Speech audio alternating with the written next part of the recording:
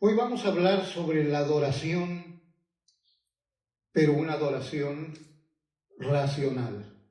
Es el tema. Lo que es la adoración, pero racional, inteligente.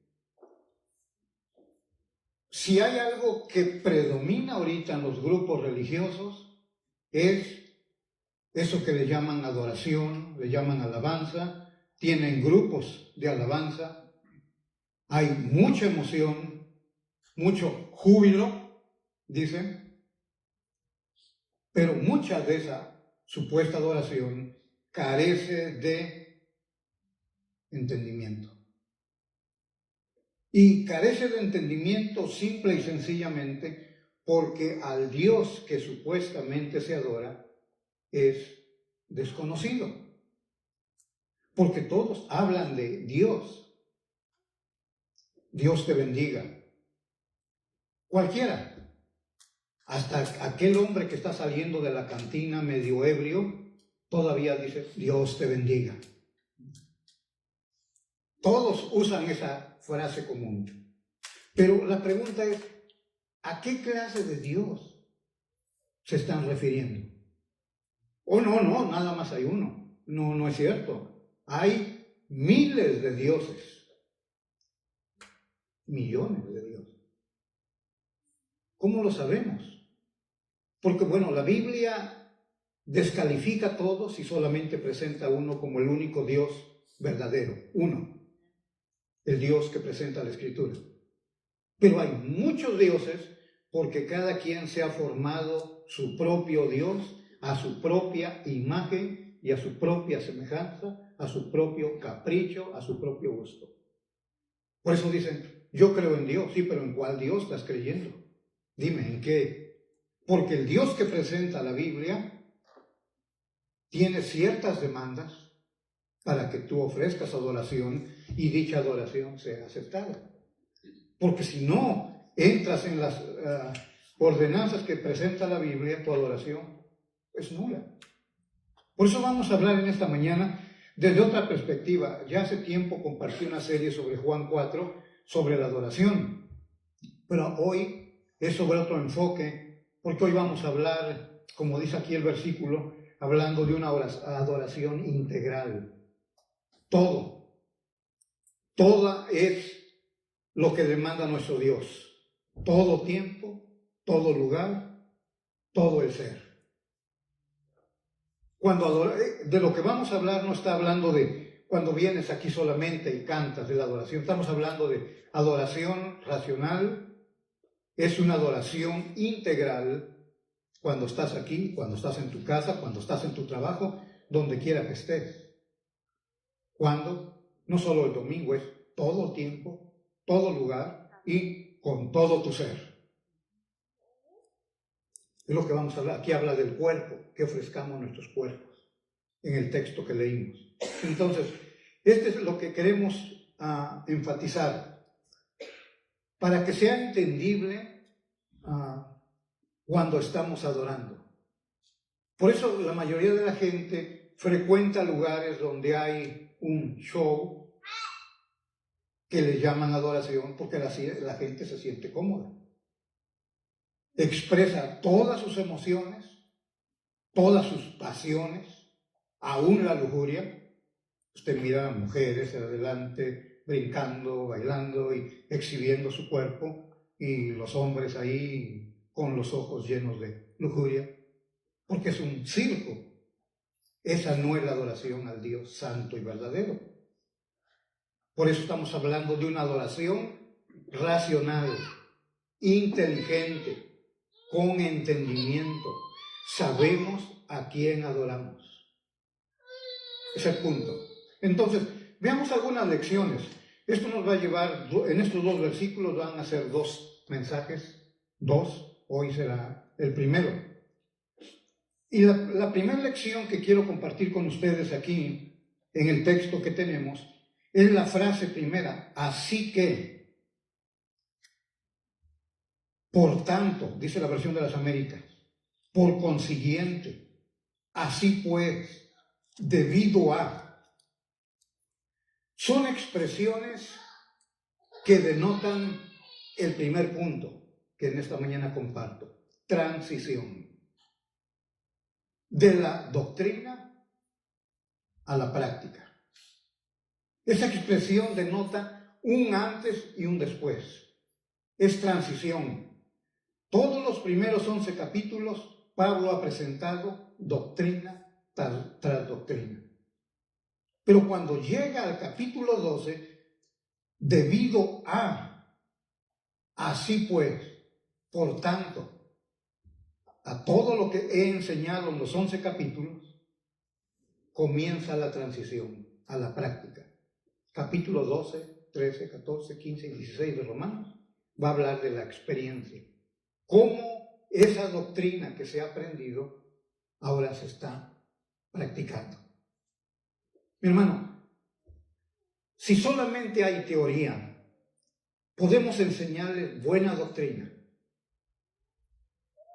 Pero si no hay práctica, estamos fallando en usar correctamente la Escritura. Mira el capítulo 11, ahí de Romanos, estás en el 12, nada más ahí unos versículos antes. Capítulo 11, versículo 33. Si lo tienen. Oh profundidad de las riquezas, de la sabiduría y de la ciencia de Dios. Cuán insondables son sus juicios e inescrutables sus caminos. Porque ¿quién entendió la mente del Señor? ¿O quién fue su consejero? ¿O quién le dio a él primero para que le fuera recompensado? Porque de él y por él y para él son todas las cosas. A él sea la gloria por los siglos. Amén. Así pues, salta al capítulo 12, versículo 1. Así pues, debido a toda esta grandeza de nuestro Dios, por tanto, debido a ello, mis hermanos, dice, vamos a entrar a lo que es la experiencia, la práctica. Es el punto de transición, doctrina a la práctica. Y mire, todas las cartas que el apóstol Pablo escribe tiene este mismo método.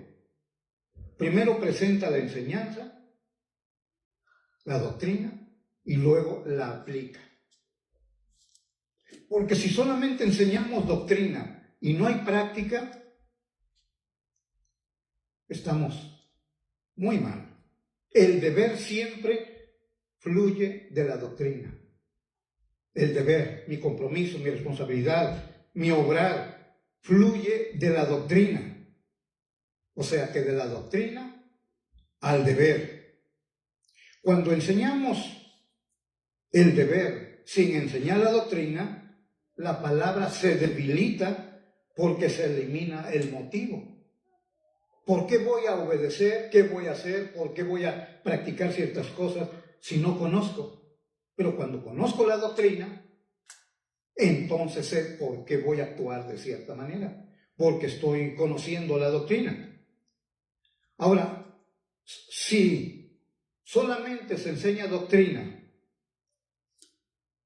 y no práctica, es como cuando usted va al médico, lo diagnostican, pero no le dan la medicina. ¿De qué le sirvió el diagnóstico si no le dan el remedio que va a curar su mal? Entonces, conocemos la doctrina y luego practicamos la doctrina que nos fue enseñada. Vean algunos ejemplos. Vaya a Colosenses 3, allá adelante. Bueno, primero en Efesios. Vaya en Efesios primeramente, capítulo 4, versículo 1. Si lo tiene ahí. Otra vez, Pablo ha enseñado 3 capítulos de doctrina en Efesios. Ahora, llega al capítulo 4, verso 1, dice, yo pues, preso en el Señor, os ruego que andéis, que te conduzca, que andes de cierta manera, como es digno de la vocación con la que fuiste llamado. Otra vez, haciendo alusión a la doctrina. ¿Cómo vas a andar? Dice. ¿Cómo vas a vivir? ¿Cómo te vas a conducir en esta vida? ¿Va a ser de acuerdo a la vocación a la cual fuiste llamado, fuiste instruido? Doctrina. Yo tengo ya la doctrina, ahora voy a vivir de acuerdo a eso. En Colosenses está un poquito más ampliado. Si va por ahí a Colosenses, es ahí adelantito.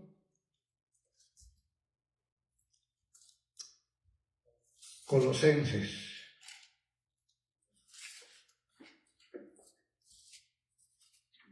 ¿Ya lo tienen ahí? Colosenses 3:9. Mira lo que dice.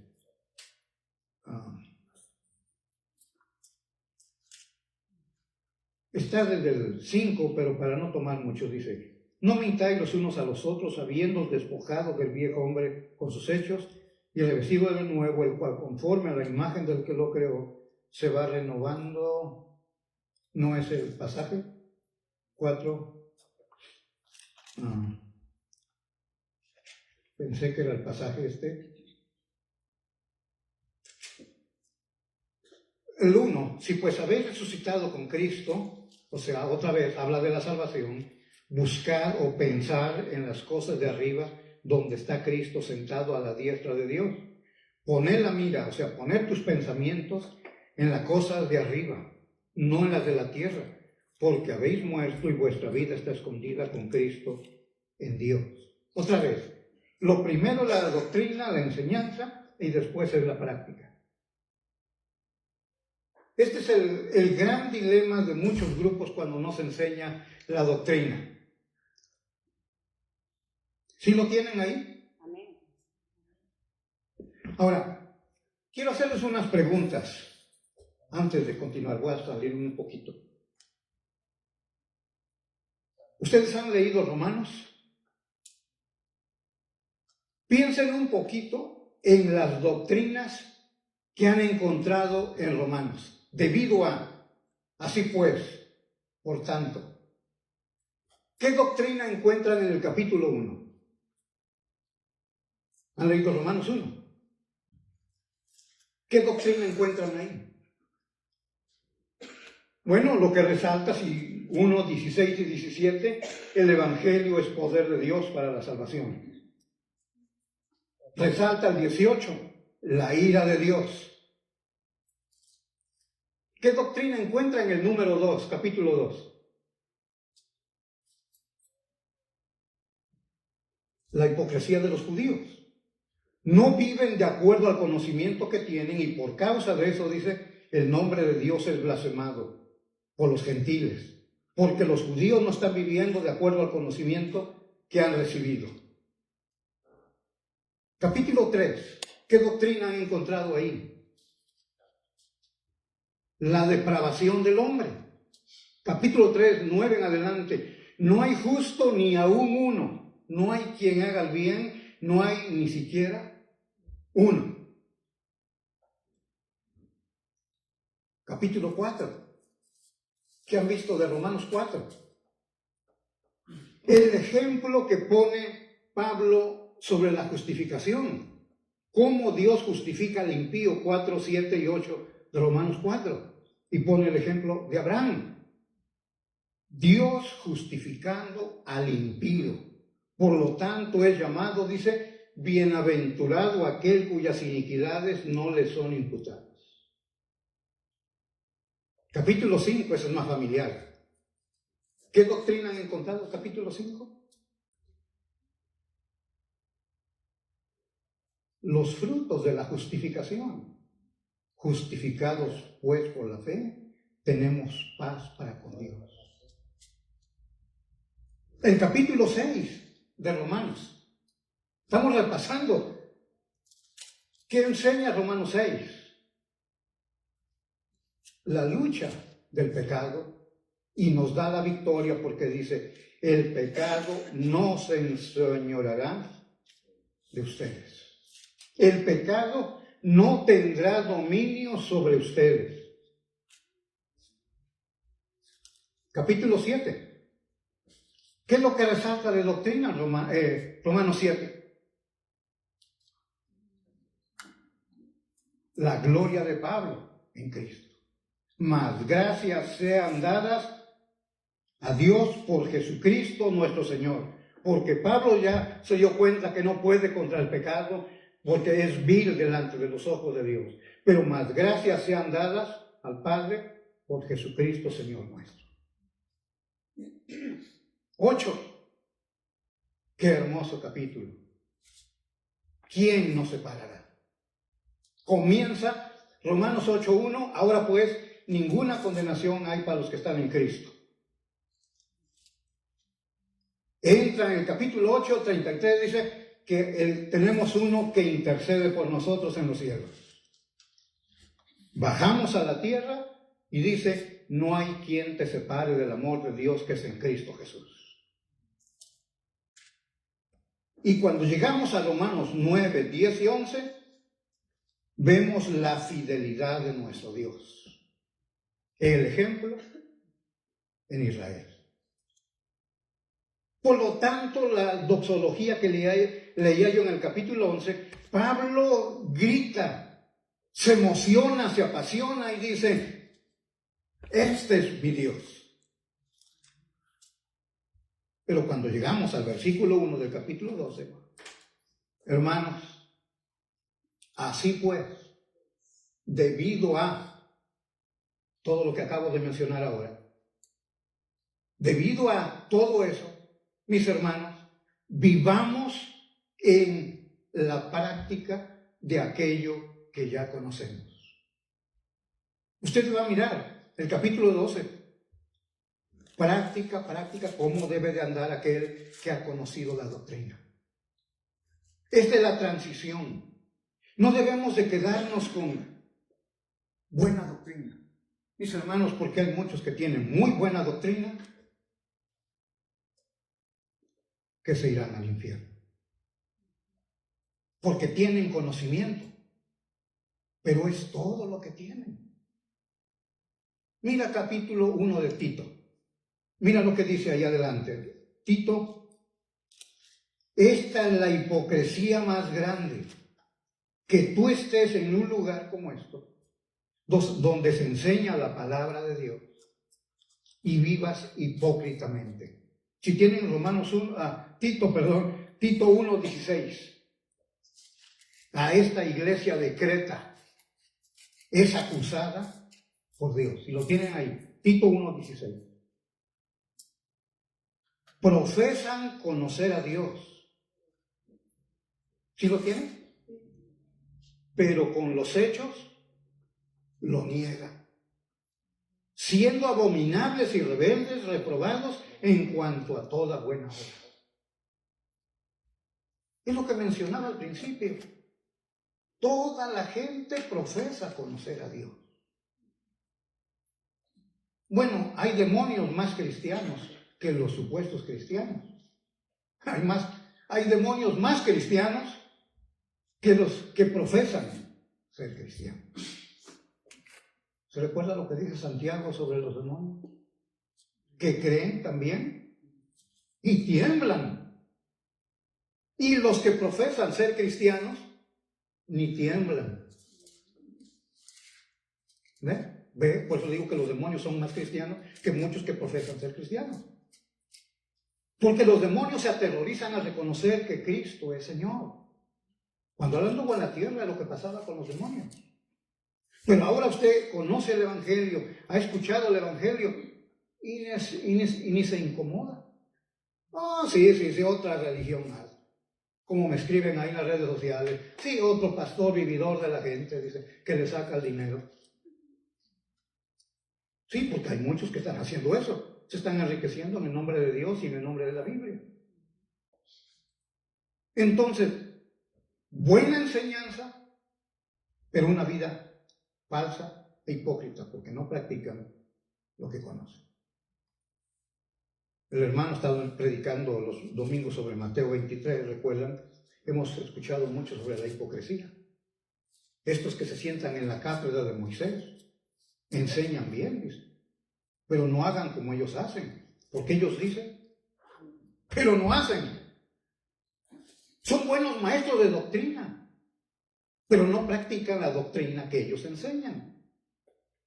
Este es el gran problema que tenemos dentro de los grupos religiosos. Pues estamos llegando a este punto.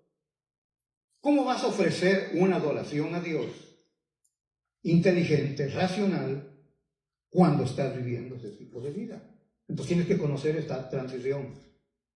¿Tienes buena doctrina? Ahora practicas esa buena doctrina que tienes. Eso es la definición, la transición que encontramos aquí en Romanos 12:1. Sí, porque si no, mis hermanos, caemos en la hipocresía de muchos. Es una carta extensa de Romanos, que muy pocos pueden escribir. Nunca escribí una carta como esta, ¿verdad? Cuando todavía escribíamos cartas. Ahora escribimos textos. Por WhatsApp, por Messenger. Ya no tomamos la carta de amor que escribimos a la novia. Una carta con amor, con tanta letra, y hasta le echábamos un poquito de perfume para que... Ay, se respira uno el amor, ¿no? Ahora WhatsApp ya no hay eso. Una carta, 16 capítulos, 433 versículos tiene Romanos. Una carta extensa. Yo no sé si la han leído. Menos estudiado. Hemos predicado algunas series, pero no toda la carta. Entonces, cuando nosotros vemos este tipo de cosas, debemos de espantarnos. Por eso se dice que los creyentes también deben de arrepentirse, porque pensamos que solamente para el incrédulo debe de arrepentirse. Nosotros debemos de arrepentirnos constantemente. Debemos de examinarnos si estamos en la fe auténtica. 2 Corintios 13:5. Constantemente debemos estar examinándonos. No sea que seamos reprobados al final. Teníamos buena doctrina. Yo iba a la iglesia ahí en Covina. Buena enseñanza. Y el Señor te va a decir, apártate de mí, nunca te he conocido. Sí, ibas allá de vez en cuando no tenías otra cosa que hacer. Querías entretenerte, ibas allá, pero no hay nada en ti. Apártate de mí. ¿Se da cuenta? Buena enseñanza, pero no hay una práctica de la vida cristiana. Estamos hablando entonces transición. Este es el punto. Número 2, la segunda lección que vamos a mirar aquí es una apelación a la voluntad. Pablo hace eso. Os ruego, dice. Así que, hermanos, os ruego. No es un mandamiento. Es una súplica. Os ruego. No sé si ha notado esta expresión. Pablo la usa constantemente en sus cartas. Primera de Pedro 5 habla de los pastores que apacientan la grey. Dice que no lo hagan por ganancias deshonestas, ni tampoco se enseñoreen de la grey. Porque hay pastores que son como caciques, autoritarios para mandar, pero no para servir. Y Pablo, vemos su corazón. Os ruego. Es una apelación a la voluntad. Tú tienes tu hijo, 10 años, lo mandas, haz esto. No lo quiero hacer. Soy tu padre. Ve, hazlo. Y ahí va el hijo, con la boca torcida, los ojos y su estómago revuelto, los intestinos ahí, el pulso acelerado. Y lo va a hacer. Porque es una imposición, un mandamiento. Pero cuando el hijo entiende el corazón tierno del Padre, es un hijo que entiende, como vamos a mirar ahora, hace lo que se le pide, ya no es por imposición, sino por amor a su Padre. respeta a su papá, a su mamá, y lo hace de esa manera. Pablo constantemente usa esta expresión. Este es el amor más puro. No necesita mandamiento. Es cautivado por la ternura del Salvador. Mira, cuanto más conoces a Cristo, sus sufrimientos de la última semana aquí en la tierra, hermano, más vas a amarlo. Es imposible que tu corazón no se enternezca cuando veas todo lo que Él sufrió por ti, por mí. ¿Cómo no voy a amarlo? Entonces, aquí los mandamientos, por eso dice Juan, 1 de Juan 5, que los mandamientos no son gravosos. ¿Ves? No te cuesta obedecer cuando tu padre te dice que hagas algo. ¿Por qué? Porque el amor te ha cautivado. Os ruego, sí, de acuerdo a la doxología que leía en el capítulo 11 aquí de Romanos. ¿Cómo es posible que un corazón se pueda resistir a un Dios tan majestuoso como la doxología del capítulo 11? ¿Qué corazón puede resistirse? Mi hermano, con el amor se logran las cosas. Este es el amor de Dios. Os ruego. Sí, te puedo ordenar, dice Pablo, pero no lo hago. Te ruego. Mira el ejemplo que encontramos en Filemón, allá adelante. Este es un ejemplo muy claro de lo que está aquí enseñando el apóstol. A ver si lo encuentran por ahí, Filemón.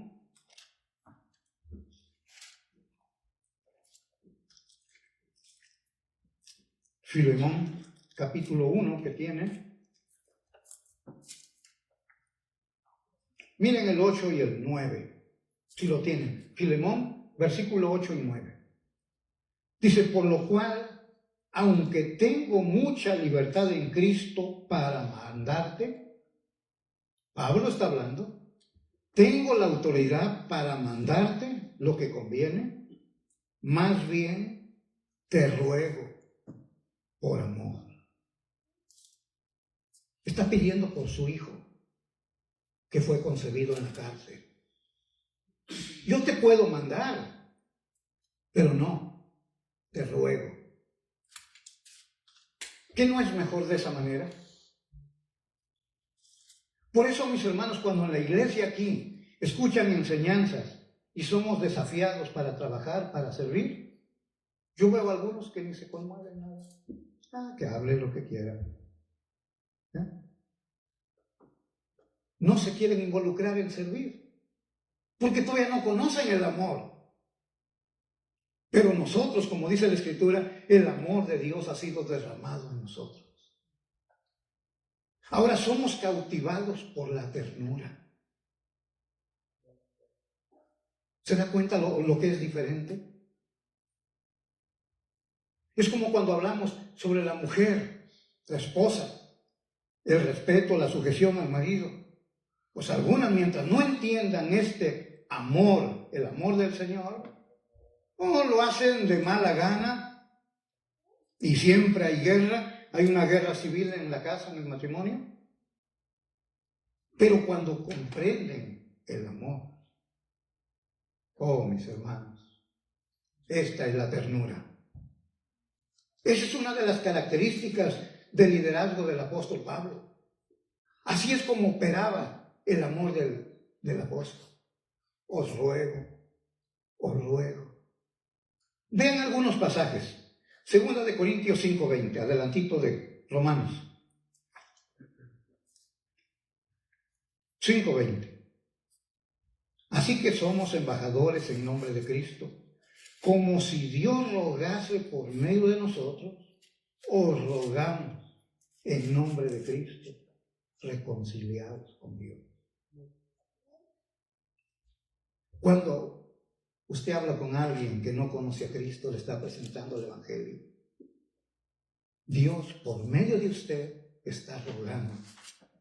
¡Cuánta ternura! en el corazón de Dios. Mira el 10:1, ahí mismo en 2 de Corintios, pero ahora el capítulo 10, versículo 1. Yo, Pablo, os ruego por la mansedumbre y ternura de Cristo. Otra vez, os ruego. ¿Se da cuenta? Otra vez, apelando a la ternura y a la mansedumbre de Cristo. Ese es nuestro Dios. Qué bueno que nuestro corazón fuera conmovido y que viviéramos de esa manera. Segunda de Pedro 2:11. Hay muchos pasajes más. Si quieren apuntarlo, Gálatas 4:12, Efesios 4:1. Pero quiero que vean Primera de Pedro 2:11. Como mencionaba el miércoles en el estudio, o el mensaje que compartía con ustedes. Miren el 2:11. Amados, yo os ruego. Ahora Pedro está rogando.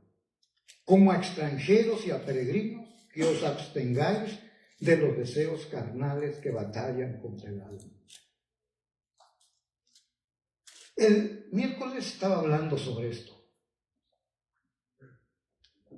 Cuando Dios quiere que te abstengas de cosas, como en este caso, los deseos que batallan contra el alma, no es porque Dios es un Dios egoísta. Pero al no entenderlo, caemos en el pensamiento diabólico que miramos en Génesis. Con que Dios te ha dicho, con que Dios os ha dicho, ¿qué egoísmo tiene? No quiere que comas de eso. Porque sabe que si comes eso va a ser como Dios, conociendo el bien y el mal. ¿Qué pensamientos diabólicos? Cuando nosotros no entendemos, si Dios dice, abstente de esto, te ruego que no hagas eso. Deja el alcohol, deja la promiscuidad sexual, deja eso. Abstente de eso. ¿Por qué lo hacen? Porque hay egoísmo, no quiere que disfrutes del placer. No. Es por el bien de tu vida. Es porque te está cuidando. Sabe que te vas a dañar si andas en ese tipo de cosas. Entonces, la Escritura aquí nos habla. Por eso está apelando a la voluntad. No es un mandamiento, está rogando. Hermanos, yo les ruego. ¿Ves? Por eso cuando hay algún sacrificio, alguna privación, alguna renuncia, algún esfuerzo, algún sacrificio, no es por mandamiento, sino por amor a mi Señor. Me voy a privar de esto. Voy a renunciar a aquello. No quiero eso. ¿Por qué? Porque amo a mi Señor. Como dijo aquel poeta, que aunque no hubiera cielo, te amara, y aunque no hubiera infierno, te temiera, porque tú eres mi Dios.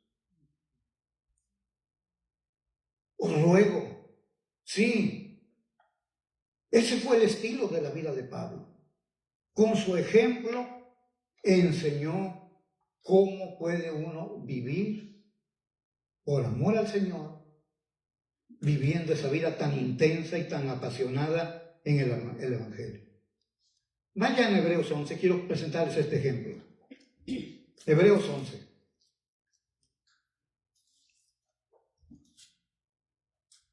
Es ahí atrás de Pedro, si estaban.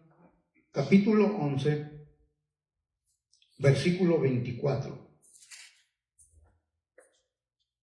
11:24. ¿Ya lo tienen ahí? El ejemplo es Moisés.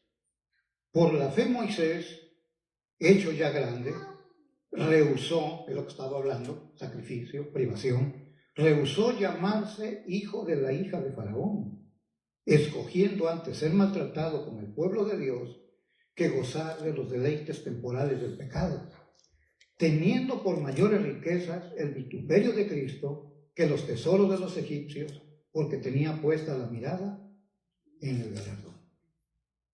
Ahora, nota las frases que resaltan en esto. 24. Rehusó la posición que tenía en el palacio en Egipto. Todo lo que implicaba la posición que tenía en Egipto. Buena educación, que dice Hechos, Moisés fue educado, muy bien. Tenía ¿cuántos beneficios? Riqueza, ropas de marca, como decimos, el lino fino que venía de la India, disfrutaba Egipto de todos sus beneficios. ¿Y qué hizo Moisés? Rehusó todo eso. Aquí lo tenía todo en Egipto. Y dijo, bueno, esto, dice el 25, escogiendo antes ser maltratado con el pueblo de Dios. Esto es incongruente. Bueno, hasta ridículo. Mira, aquí tienes todos los beneficios en el palacio y aquí tienes maltratos. ¿Qué escoges tú? Moisés dijo, esto, los maltratos. ¿No es tonto eso? ¿Usted qué escogería? Mejor no me responda. ¿Por qué? Obviamente que no queremos el maltrato. Queremos la opulencia, la comodidad, la fama, el renombre. Vivo en el palacio de Egipto. Los historiadores creen que si él se hubiera quedado, hubiera llegado a ser uno de los reyes ahí en Egipto. Pero él rehusó. No se lo impusieron. Estamos hablando de ruego. Él voluntariamente rehusó. Escogió los maltratos. Ahora, ¿qué fue la motivación que lo guió a escoger los maltratos y renunciar a aquello? Bueno, lea el versículo que sigue. Porque aquellos eran deleites temporales, nada más, lo del pecado. El 26. Teniendo por mayores riquezas, o sea, su concepto de valores era este. Riqueza, el vituperio de Cristo. Oh, mi hermano,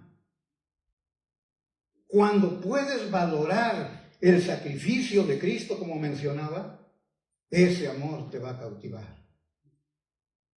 Moisés vio más valioso los vituperios de Cristo, ¿sí?, que los tesoros de los egipcios. Y eso es porque su visión era celestial, tenía puesta, dice, su vista en el galardón en los cielos. Dice el versículo, la última parte, tenía la mirada puesta en el galardón. O luego, por eso Moisés actuó de esta manera. Por eso Pablo actuaba de esa manera. Por eso quería que la iglesia en Roma entendiera también eso y fuera guiada por el ruego. Pero esto solamente se logra cuando la voluntad nuestra está subyugada por la voluntad perfecta de Dios. Que vamos a verlo más adelante en el otro mensaje. La voluntad de Dios es buena, agradable y perfecta. Cuando tu voluntad se sujeta a la voluntad que es perfecta, las otras cosas pierden valor.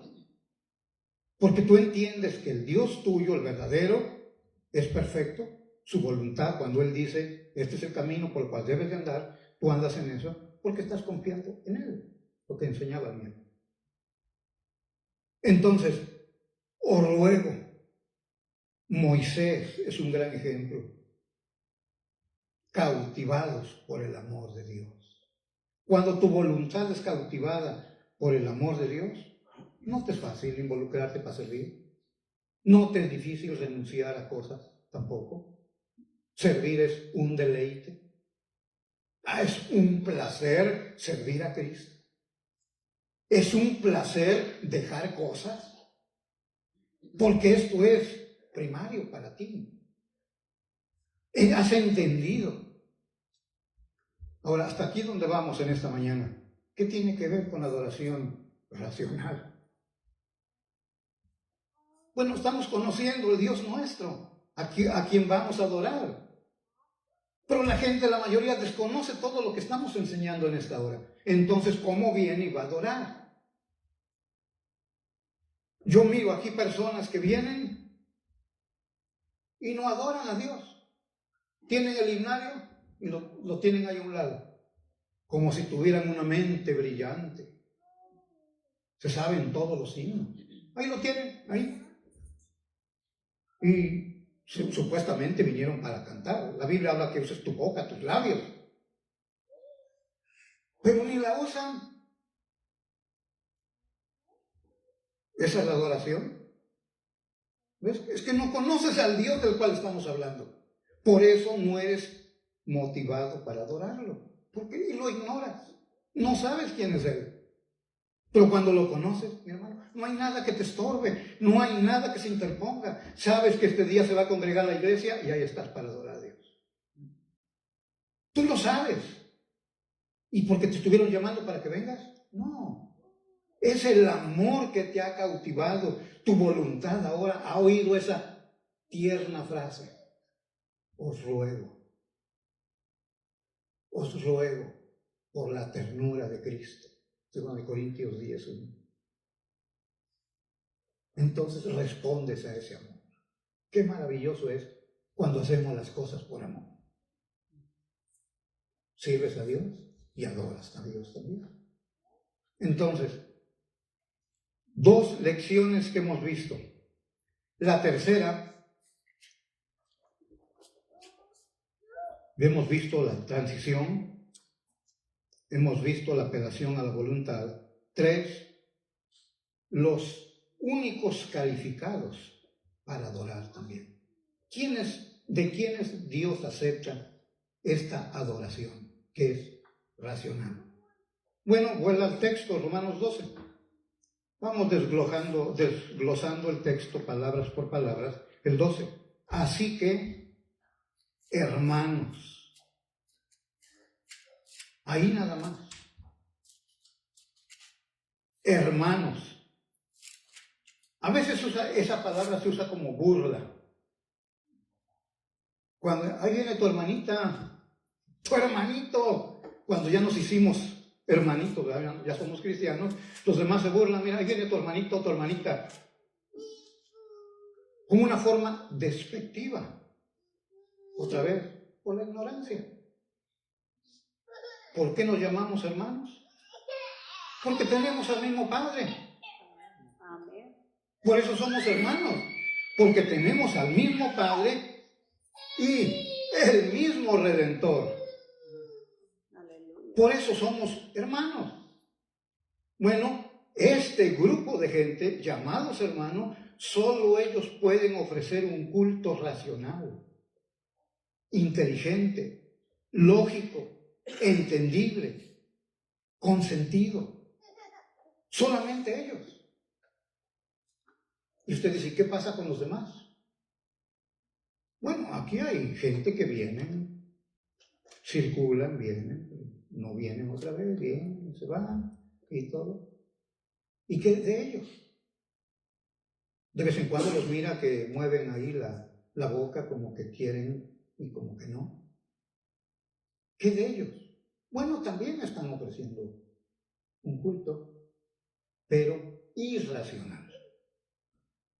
Solo los hermanos pueden ofrecer un culto racional. Los demás es un culto irracional. O sea, no tiene sentido. No vale nada, en otras palabras.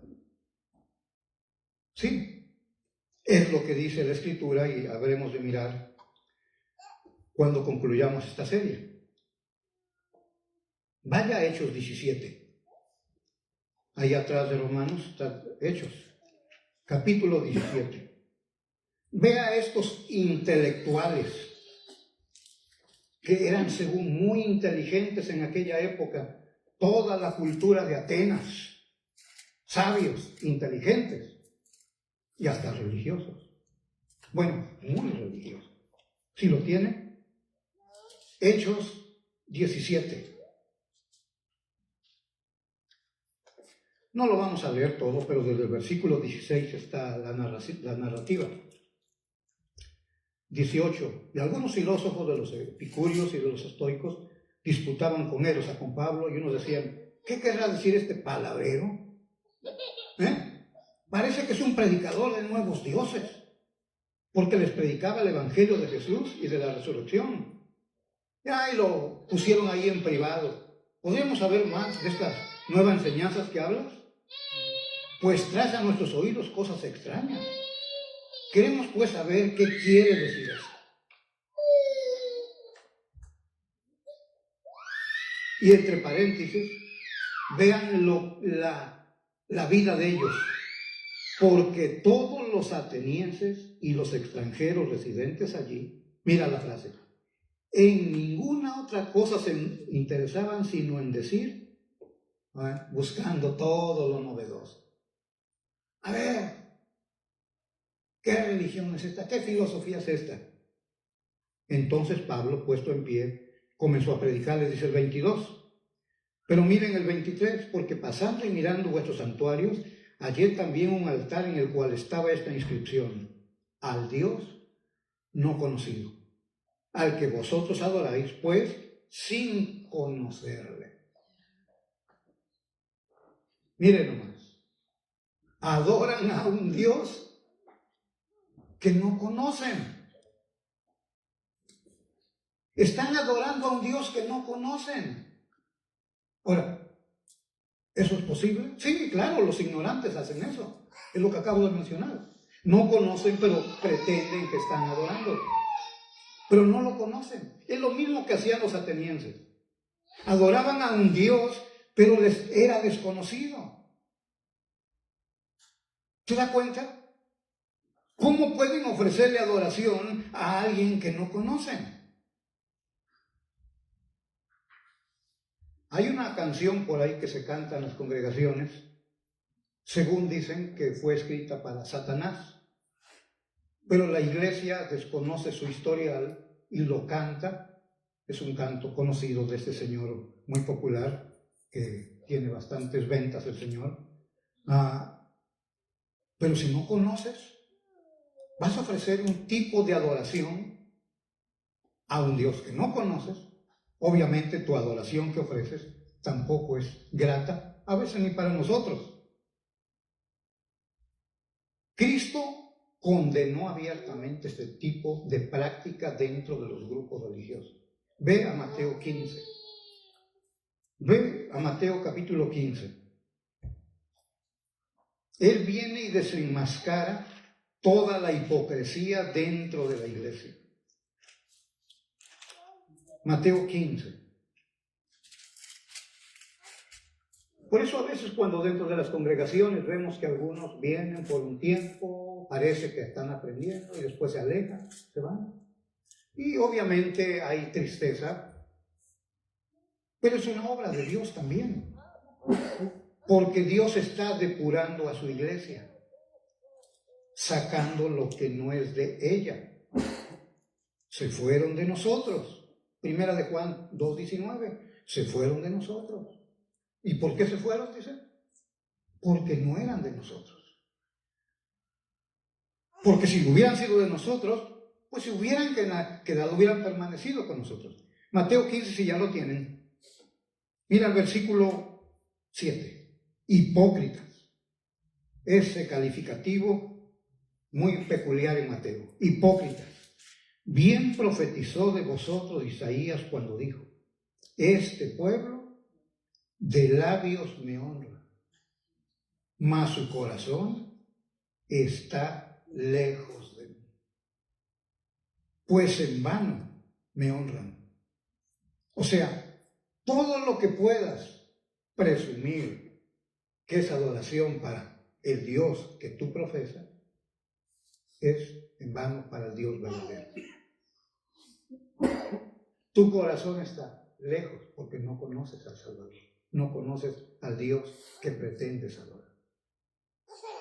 Ahora, si vas a Isaías, porque aquí el Señor Jesucristo está citando Isaías, 29:13 de Isaías. Ahora, todo Isaías está condenando, como mencioné el miércoles, vuelvo a hacer referencia. Nomás déjeme pintarle rápidamente el panorama. En la época de Isaías, el imperio que dominaba era Asiria. No era Babilonia, era Asiria. Y Asiria había conquistado en el reino del norte, o sea, las 10 tribus de Israel. Faltaban las 2 tribus, o sea, Judá, el reino del sur. Y el profeta lo está llamando al arrepentimiento. Pero no quieren. Igual. Y todo Isaías está lleno, semejante a Jeremías, de rebeldía del pueblo. No quieren que su corazón se sujete a Dios.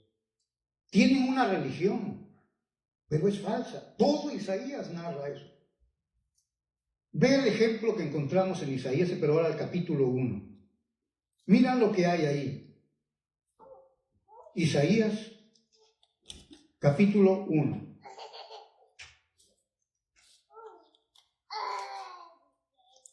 Todo el capítulo 1, desde el verso 10, hay una acusación contra el pueblo de Dios, contra Judá y contra Israel. Va a venir Sennacherib, va a quemar todo, va a derribar las paredes. Sennacherib es lo que quiere, pero el rey Ezequías ha ido al templo, leyó las cartas, los documentos, oraron al Señor y Dios mató 185,000. El ángel de Jehová salió y aniquiló todo el ejército de Asiria. Es por la misericordia de Dios lo que hablábamos el miércoles, por la pura misericordia. Ahora, si tienen el capítulo 1 de Isaías, miren el reproche de Dios, 11. ¿Para qué me sirve, dice Jehová, la multitud de vuestros sacrificios? Ellos seguían ofreciendo sacrificios como si nada. Hastiado estoy. O sea, es repugnante lo que me traen. 12. ¿Quién demanda esto de vuestras manos? 13. No me traigáis más vana ofrenda. El incienso me es abominación. Estaban practicando su religión todavía, pero su corazón estaba lejos del Señor. Dice, no lo puedo sufrir, o sea, no lo puedo soportar. Son iniquidad vuestras fiestas solemnes, dice el 13, la última parte. El 14, vuestras lunas nuevas y vuestras fiestas solemnes las tiene aborrecida mi alma, me son gravosas, cansado estoy de soportar. Este tipo de adoración es repugnante delante de los ojos de Dios. Esta no es una adoración racional. Dios la detesta. Ellos están ofreciendo toda su liturgia, pero es repugnante a los ojos de Dios. Miren 15, cuando extendáis vuestras manos, yo esconderé de vosotros mis ojos. Asimismo, cuando multipliquéis la oración, yo no voy a escucharlos. Es una religión falsa, superficial, esa fe que tienen. Por eso van a sufrir bajo el reino de Asiria. ¿Sí? Entonces, ¿cómo Dios se va a agradar de este tipo de adoración que pretende el pueblo ofrecerle? Dice el Señor, no, mira, antes de que vengas a adorar, quiero que hagas esto. Mira el verso 16, lavaos y limpiaos, quitad la iniquidad de vuestras obras de delante de mis ojos, dejad de hacer lo malo, aprended a hacer el bien, buscar el juicio, restituir al agraviado, hacer justicia al huérfano, amparar a la viuda. Todos los verbos aquí que se mencionan, no los conocía el pueblo. Hagan esto y después vienen, dice el 18, venid luego.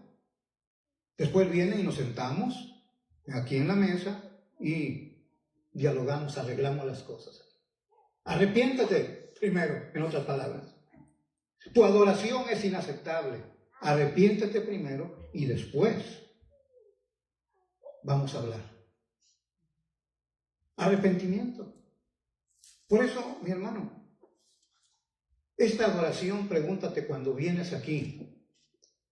Otra vez, es integral, es racional. No solamente aquí cuando vienes y supone que vas a cantar. No, estamos hablando de la adoración integrada, ya cuando estás en tu trabajo, adoras a Dios. En tu casa adoras a Dios. Y no estamos hablando otra vez de tus labios cantar. Estamos hablando de tu vida, porque eso vamos a hablar más adelante. Tu cuerpo, todo, tu ser. Es adorar, para adorar a Dios. Es el sacrificio vivo que se va a ofrecer, el cual es aceptable porque es un culto racional, entendible, inteligente, lógico. No solo cuando vienes aquí, la adoración es en todo lugar, en todo tiempo. No solo aquí. ¿Cómo estás en tu casa? ¿Cómo estás en el trabajo? Todo esto parte cuando entendemos que nuestro Dios, el Dios que presenta la Escritura, demanda un culto racional, que tú lo entiendas. ¿A quién estás adorando? ¿Qué tipo de adoración acepta? ¿Qué tipo de adoración requiere? Porque muchos aplican Juan 4 cuando dice que Dios busca adoradores en espíritu y en verdad. Pero a cualquier grupo que le digas, cualquier grupo que hable sobre adoración te va a decir lo mismo. Es que debe ser en espíritu y en verdad. ¿Pero qué quiere decir eso? El punto es cómo vas a entender esa frase. Porque todos presumen que lo hacen. Pero es un culto irracional. Y lo que es irracional, obviamente es ilógico. Es vano, como dice el profeta Isaías. ¿Cómo estás en tu vida de adoración al Señor? ¿Realmente estás adorando a Dios? Aquí y donde quiera que estás. Oramos en esta hora.